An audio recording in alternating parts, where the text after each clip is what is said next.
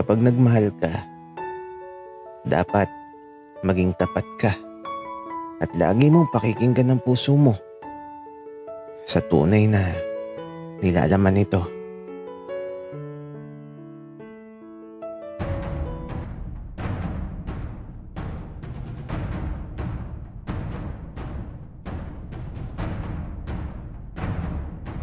Kaibigan, huwag mong kalimutan mag-subscribe sa aming channel at huwag din kalimutan i-click ang notification bell at subscribe button. Subscribe na!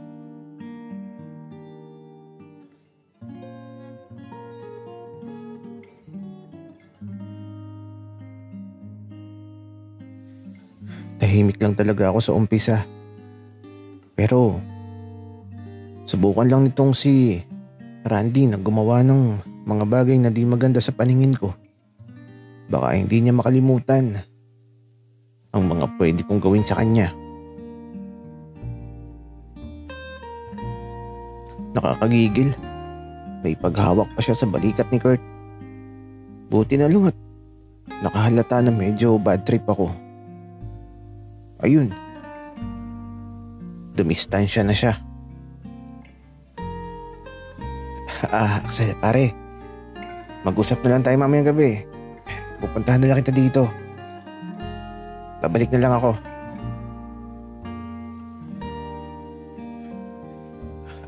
Randy. Kasi, baka may lakad kami ni Kurt mamaya. Okay lang, Axel. Maghihintay na lang ako. Sige, alis na ako. Sa mga sandaling to, agad na ding umalis si Randy. Naiwan na kami ni Axel dito sa kusina. Kurt, pasensya ka na doon kay Randy. Di mapigilan eh. Gusto mo din naman kasi, Axel. Magkikita pa nga kayo mamaya, diba? Kurt naman. Siyempre hindi. Wala naman dahilan para magkita kami. Axel, huwag ako. Baka nga mamaya mas piliin mong magkita kayo. Kurt, selos ka na naman? Siyempre ikaw ang pipiliin ko. Ikaw ang mahal ko eh. Tsaka Kurt, mamayang gabi, alam mo na. Alin ang alam ko na, Axel? Ano ba yun? Kurt, basta, alam mo na yun. Basta mamayang gabi, ibibigay ko ang lahat sa'yo. Kahit ano, pwede mong gawin. Basta, para sa'yo lang ako. Axel, umayos ka nga. Ayoko. Bakit naman, Kurt?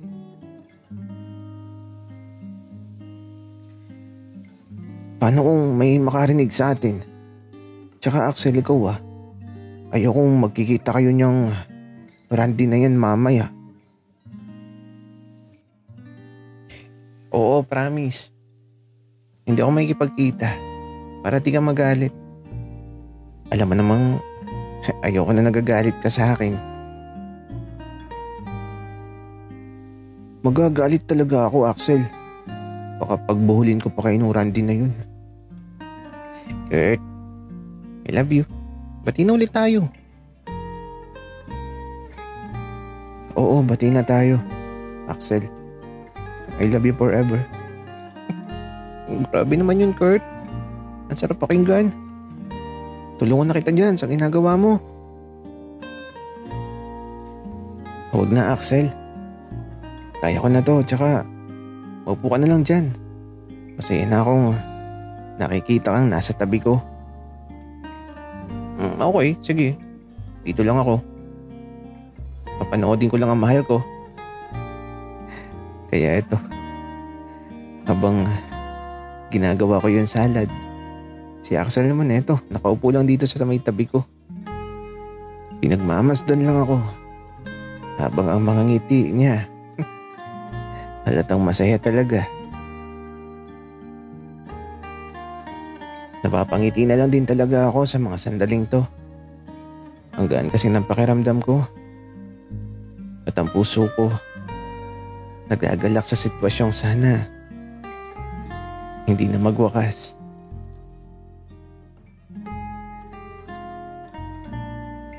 At eto, magluluto pa sana ako ng gulay. Kaya lang, madaming ulam dito. Kaya eto, salad na lang talaga yung ginawa ko. Kaya eto, inayos na namin ang lamesa. Inihanda na namin ang mga pagkain at eto, tinawag na ni Axel ang tatay at nanay niya. At yung kuya niya, eto, pauwi na din daw.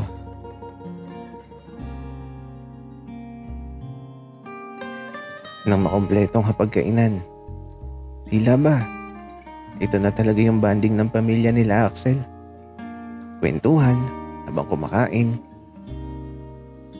Masaya talaga dito. Tapos ayun, madaming kwento ang tatay niya tungkol sa kung paano sila nagkakilala ng nanay ni Axel.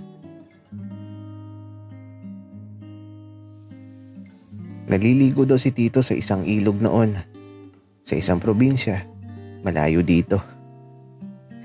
Solo lang daw siya at walang kasama. Tapos ayun, doon daw niya nakita ang nanay ni Axel. Naglalaba daw si tita doon sa ilog. Siyempre, nagpapapansin daw si Tito. Kaya ayun, habang naliligo daw si Tito, inubad niya yung brief niya at ipinaanod sa agos.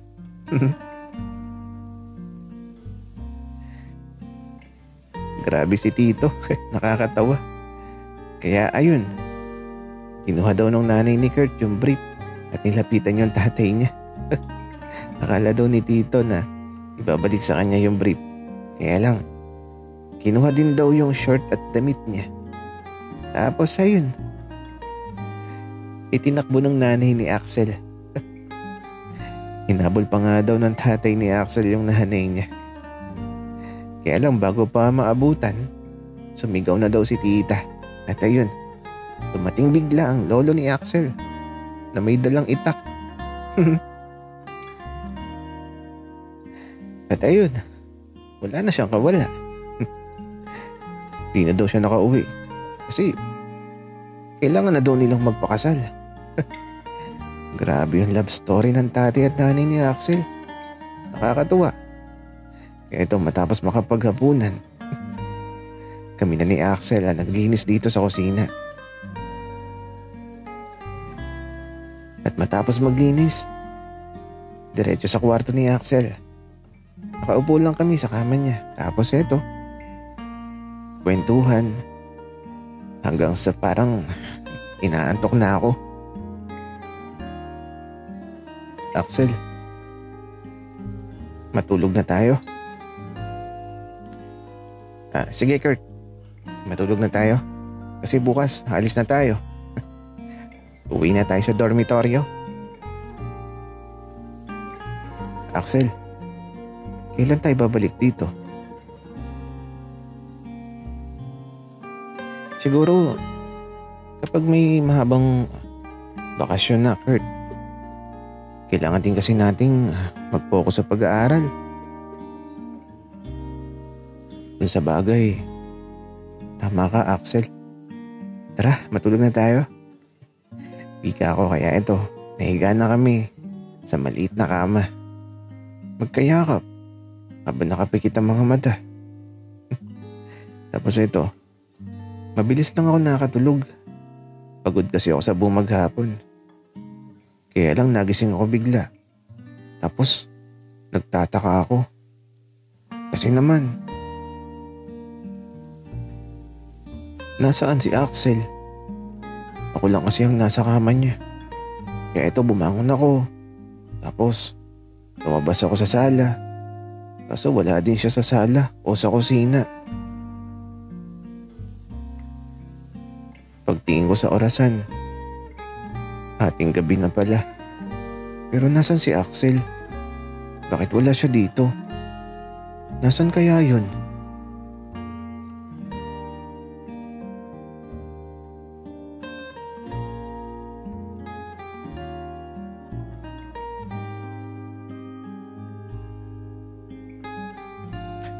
Akala ko hindi ka na darating. I miss you.